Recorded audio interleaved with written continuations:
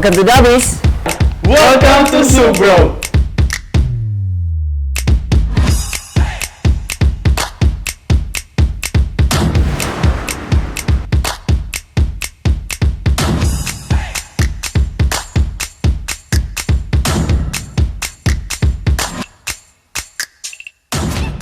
So Dabis is our term of endearment. No, that's what we call each other. Dabis. It's short for lovey-dovey. And the reason why we name it Dabis because ang story mo ni was I really made the burgers for my Dabi. Manang gitawag na Dabis Ultimate Burgers. So it's everybody's burger, especially for your loved one.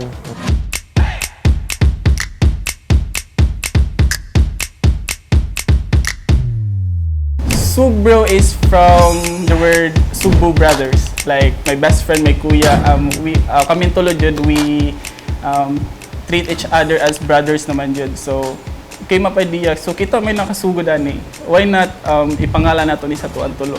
So it took like 3 days siguro to 4 days on sa jud ang kuan amo ang himoong pangalan. Then after that na ka-realize mi nga mas nindot jud yang mas mubagay na mo or mo fit na mo ang Subro nga pangalan.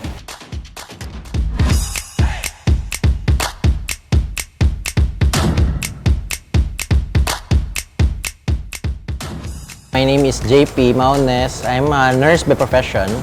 So I'm also a father of 2. I am also the founder of PADS, which is the Philippine Accessible Disability Services. It's a non-profit organization based here in Cebu City. We work with athletes with disabilities in promoting that vision of inclusive society.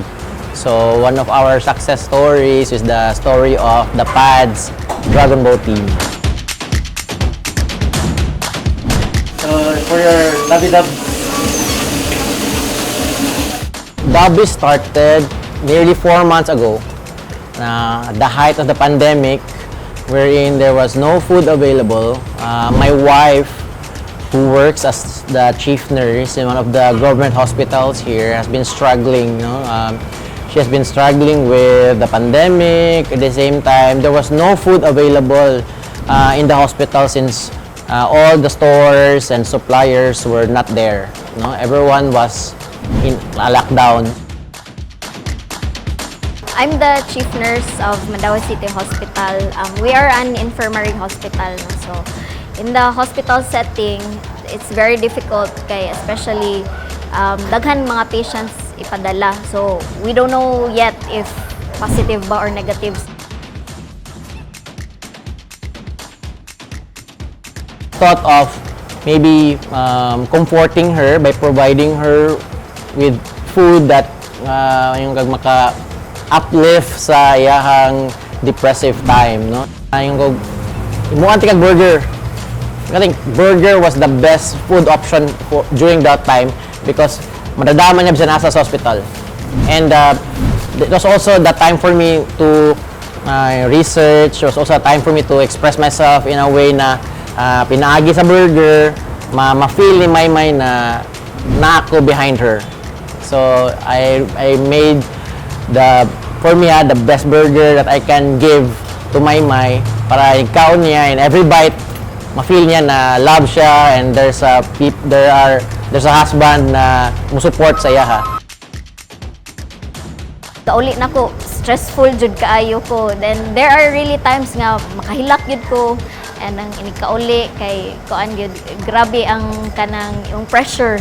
Our burger is made of premium ingredients, no? The patty, it's made of 100% grass-fed beef from New Zealand and the ingredients, premium ingredients gud siya, no? So kada bite nila, every Cebuano would feel na wala gid sila gitipid. The buns, it's baked fresh daily, no? It's made out of brochet.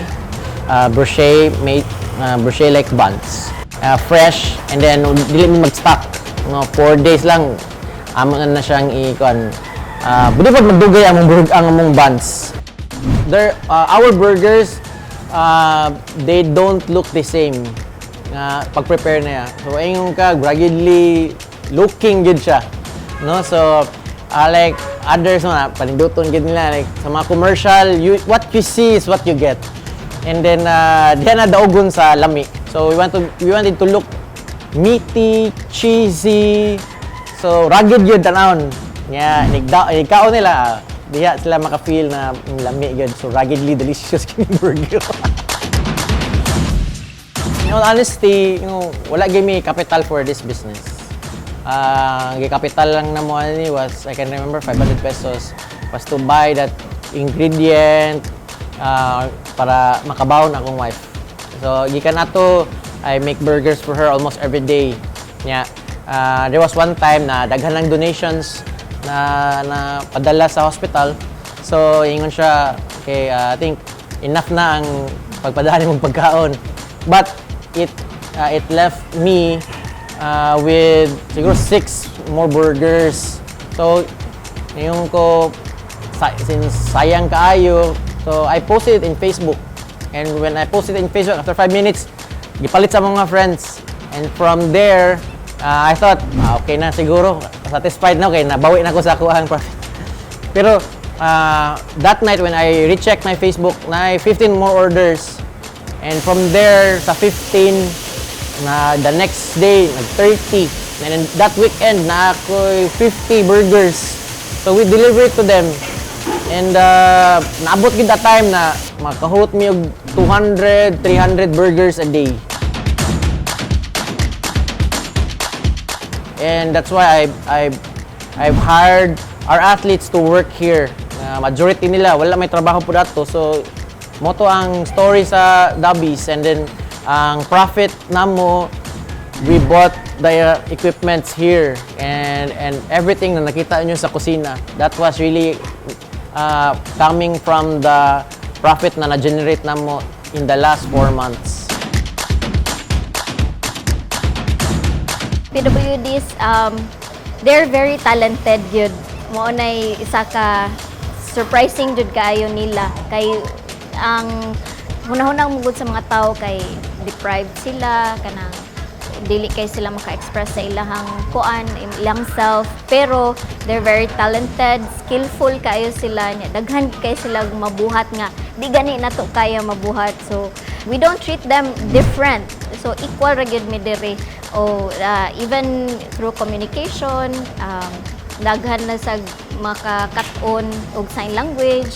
Then we encourage gid others nga mo hire og mga PWDs kay they are very talented gid kayo ni sila. Dili gid ni sila labad sa ulo.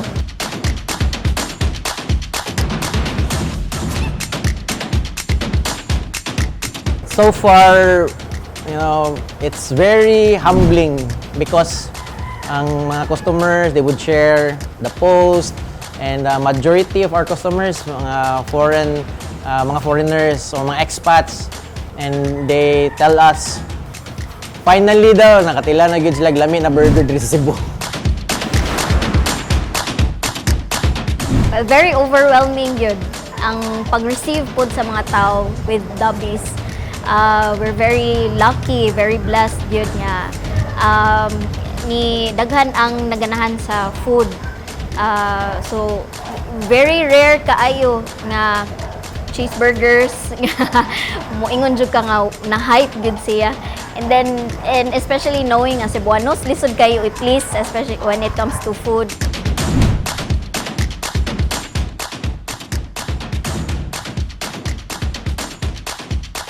I used to do modeling for quite a long time now.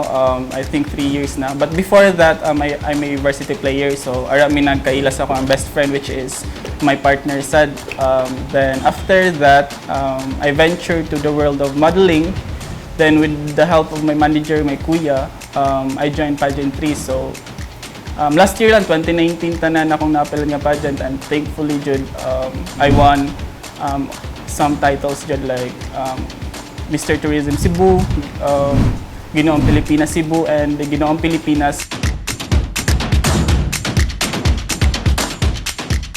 At first, like, ganahan ra jud mi maglingaw-lingaw sa akong amigo kay we really love cooking.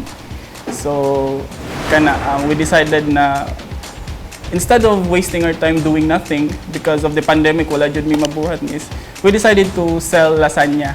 So kana at first ang mga customers, mga friends ra, family, and after a week then nakita jud naman potential ba sa business. All of us know that in food industry, one dish guro is not enough. So mapulaan jud ang mga tawag lasagna, and lasagna is not a food that everyday jud gina-crave sa mga tao. So we need to think about something new, something different. So we came up with idea and introduced our burger and of course our pasta.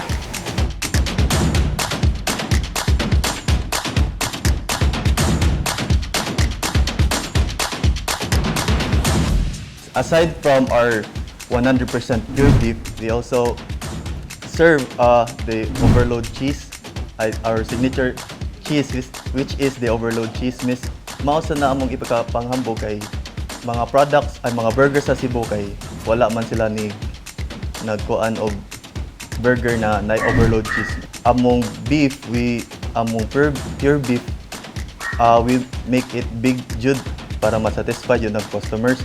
Then sa cheese kay we put mozzarella, miss, para makuan jud mura jud siya panggawas. Also ni Chef Huge, siya jud gabuhat sa sauce. We made it homemade jud. Yes, miss, from scratch. We did satisfied our customers kay dagan kay kuan maka-overwhelm sa feedback. Sa burger na mo, miss, katong nakaingon sila nga it's not hindi makaya for one person na jud. Kailangan jud na imo tabang nila kay also sa dagko and sa cheese food. Maka-overwhelm kay halos sa ng customers na mo positive feedback jud, and for such a short time we already have repeated customers nga magbalik-balik, mga suki jud namo. And kana we've been invited to some of the local kanang news dire. And that photo I used is my photo that I used in Ginoong Pilipinas. So it has been circulated around the Facebook long before pa the business. Prepared naman sa miss na I received both positive and negative comments. But at the end of the day, it's about marketing strategy and it's about striving or surviving in this food business. Especially we are new to this business and we have a lot of competitors. So for dako jud kay siya tabang miss like sa tuition na ako karon, and dako jud kay tabang, and of course in the future of course it mo dako na ni siya. For now, more than the money, ang confidence na mo sa kuang mga partners sa kuang mga kauban, and of course sa mga bond nga na kuha na mo through adding a business. But because of this business, we realize a lot. Like it's time for us to be mature bitaw and to venture in the real life, which is having your own business and be successful soon, someday. For now, especially in this pandemic, all our parents, like tanang pamilya are affected, especially financially. So I think if you want to be a businessman or you want to start a small business and you have these doubts and fears to start up a business because like experience-wise wala pa sila na I think it's something that we need to overcome. Kay if puro rata what if manggod ani good, dili na to i-try, dili na to i-exhaust tanang possibilities, tanang opportunities nga naa nato. I think we won't dili jud na to makuha og unsa tong gusto. As long as na opportunities, as long as capable ka and you think you are enough nga mapalambo na ni mga business, I think it's enough reason for you to try it. Kaya wala may mawa. I think in this life wala joy failed yun nato. It's just success, and if not, it's a lesson. There's no secret ingredient. Kuan lang gid siya. Pure love, no, and passion towards the food. And murajate naman gud ang food when you put love to it and the passion sa naghimo ana.